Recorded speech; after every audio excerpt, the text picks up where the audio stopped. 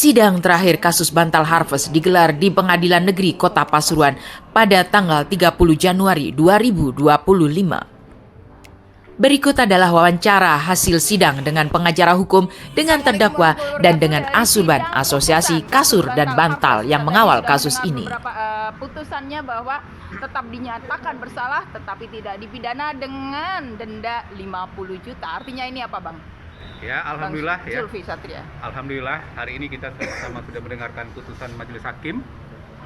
Ya, nampaknya putusan ini adalah putusan yang jalan tengah ya, tapi kita sangat patut bersyukur karena Pak Debi Afandi tidak harus menjalani pidana kurungan, tapi hanya denda.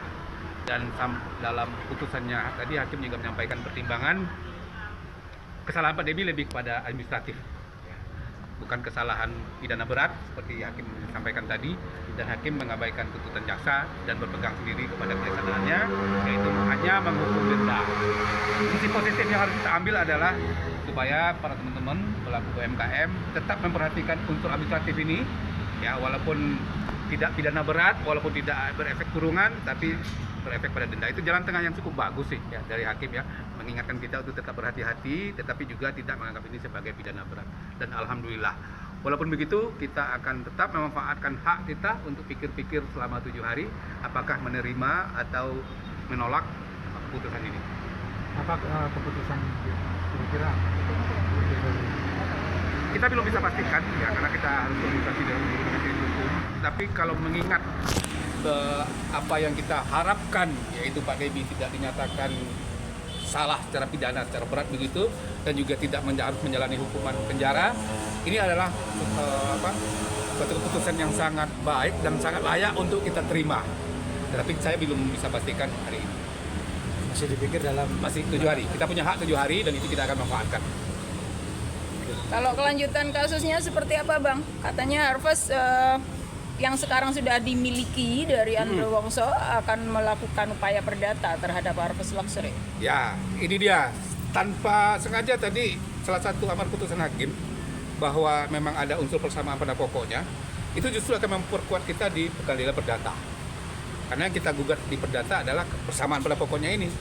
Dan kita sudah punya hak, kalau tadi hakim menyebutkan hak itu sejak masa pendaftaran, yaitu tahun 2022 tadi ya, maka Harvest juga punya hak sejak tahun 2005. Sejak didaftarkan oleh Pak Andre Wongso yang kemudian beralih ke Pak Debi. Jadi insya Allah putusan ini pengaruhnya positif terhadap gugatan perdata kita. Oke, berarti tetap lanjut akan ada gugatan perdata. Tetap ya? lanjut. Gugatan perdatanya Membatalkan merek. Pertama, pembatalan merek dan ganti rugi. Kita ada 2 gugatan. Yang kedua, pembatalan saja.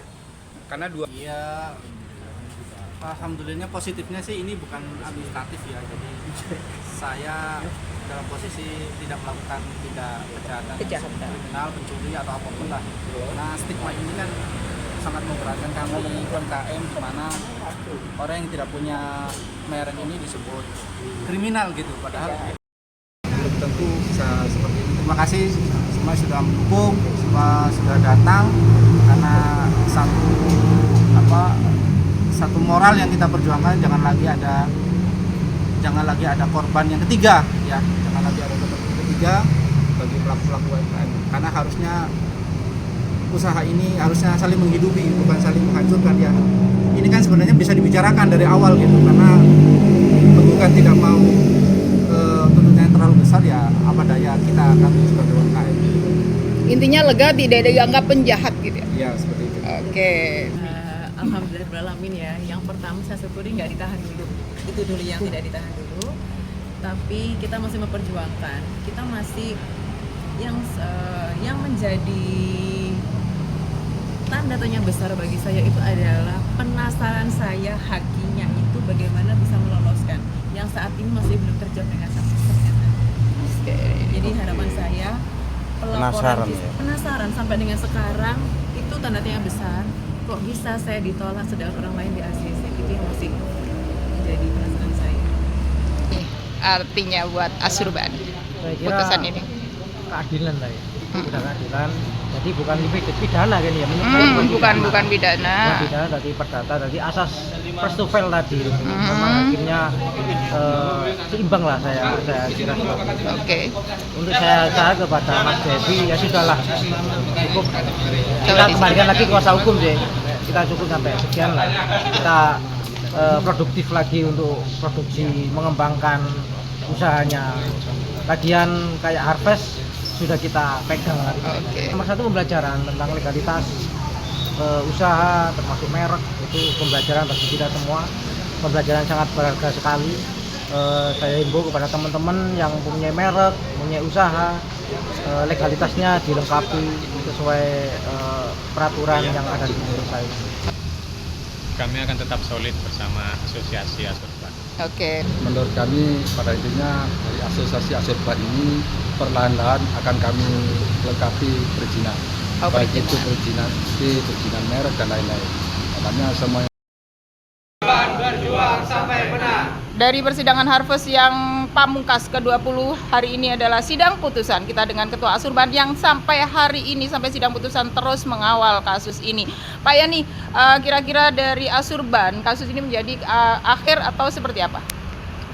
Saya harap ya ini adalah kasus terakhir yang tidak produktif menurut kami. Oke.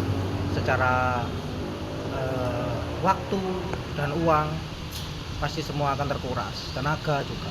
Saya harap ini adalah kasus terakhir, tidak ada kriminalisasi seperti ini lagi. Kalau ada, teman-teman Asurban akan semakin solid lagi. Saya harap ini terakhir lah, nggak ada kayak gini. Kita produktif untuk kerja aja. Asosiasi Asurban. Menurut saya kasus ini kenapa lama? Karena memang rancu sebenarnya. Dipaksakan, kesannya dipaksakan. Jadi ada semacam kriminalisasi lah seperti itu. Oke. Teman-teman menyadari semuanya, sudah kami sosialisasikan untuk mendaftarkan legalitas usahanya dan mereknya kalau punya mereknya. Dari Pengadilan Negeri Kota Pasuruan.